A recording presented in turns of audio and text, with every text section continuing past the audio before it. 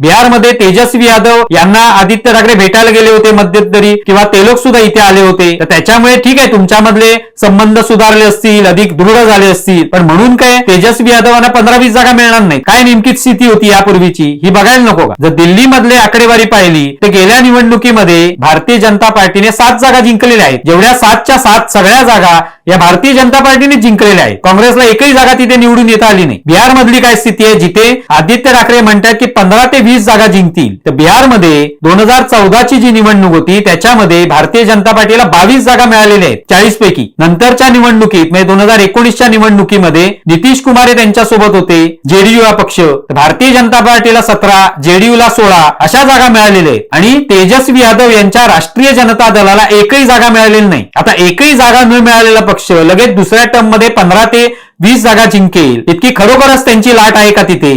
याचा तर विचार करायला पाहिजे.